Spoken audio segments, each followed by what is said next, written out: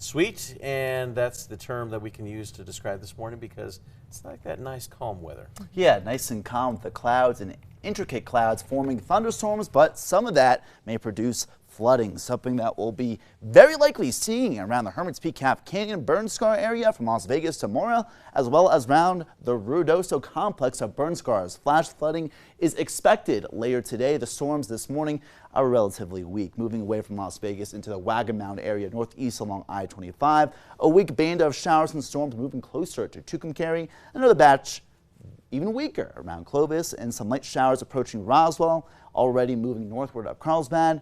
Light showers along the central and southern mountains, and also some light showers around Durango and Farmington. Albuquerque, we are rain-free this morning, but we're left over with higher humidity around the crest to the east in the Estancia Valley.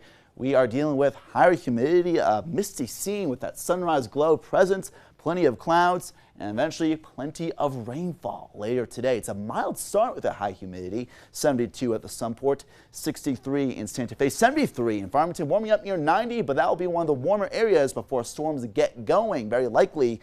63 in Clayton right now, 71 Roswell, 57, very high humidity in Ruidoso, also some fog around the Ruidoso area, and flooding later this morning. Throughout the afternoon, we'll move on in. Looking toward the northern and western mountains, toward the San Mateo Mountains, some light rain falling perhaps, but generally clouds way off in the distance, some hints of clear skies right here in the Duke City at the Sunport, 72 with a 53% humidity value and a lighter southerly wind at 5 miles per hour compared to last hour. Now tracking the storms, again, flooding will start to move on in around lunchtime around the Ruidoso area, the Oregon Mountains, the Ski Santa Fe Basin, all the way to the Hermit's Peak Calf Canyon area, and plenty of storms in the Carson National Forest, the San Mateo Mountains, the Zuni Mountains, Gallup Grants, and all the way through even the West Mesa. Storms will start to form around lunchtime, getting more organized. This batch of storms from San Juan County, McKinley County, even near Taos County, all the way through eventually Silver City, moving closer to Albuquerque,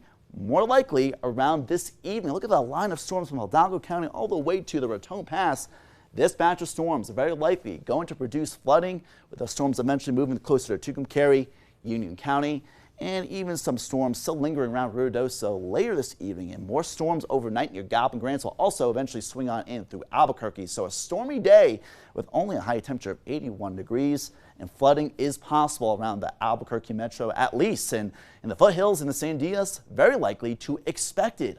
Afternoon temperatures not getting out of the 60s in places like Ruidoso, 70s in Taos, low 80s in Albuquerque, close to 90 in Farmington. So temperatures generally below normal for this time of the year, and that flooding will be very likely later this morning throughout the afternoon with our monsoonometer right around a 9 out of 10. The heaviest of the rainfall along the central mountains, and even, possible around the Rio Grande Valley, with this model depicting close to an inch of rainfall in Albuquerque. And so from Santa Fe to Socorro, expect much needed rainfall, but we have to watch out for a lot of that rain at once to produce that flash flooding threat, so seek higher ground. And from Santa Rosa, Las Vegas, Ruidoso to Alamogordo, some of those storms may pack a punch, so when thunder roars go indoors, that moderate to locally high chance of flooding will be from the Enchanted Circle all the way to Ruidoso, and even a slight chance of that from Tucumcari, Raton, near Farmington, all the way towards Silver City, and even Las Cruces getting in on that slight potential of flooding with a flash flood watch throughout most of New Mexico. So seek higher ground, and something we'll keep an eye on. More thunderstorms tomorrow as that monsoonal flow of moisture not only present today in eastern and central areas along the Rio Grande Valley, but also present tomorrow. But that flow will be broken up a little bit as that low pressure gets closer, pushing that moisture flow far to the east. But nonetheless, more storms not only tomorrow morning, but tomorrow afternoon, shifting far to the east near Tucumcari, once again near Ruidoso, the Hermit's Peak Calf Canyon area. So a stormy go for the next couple of days. Fewer storms, though, will fire off as we head to Thursday and Friday from Union County. More likely in eastern New Mexico, less likely from Albuquerque toward the north and west, where even places like Durango will start to heat up and dry out as soon as Thursday and Friday into the weekend, into the 90s eventually. Pagosa Springs in the 70s for today. Camado, Cuba, Grants, and Gallup in Cuba.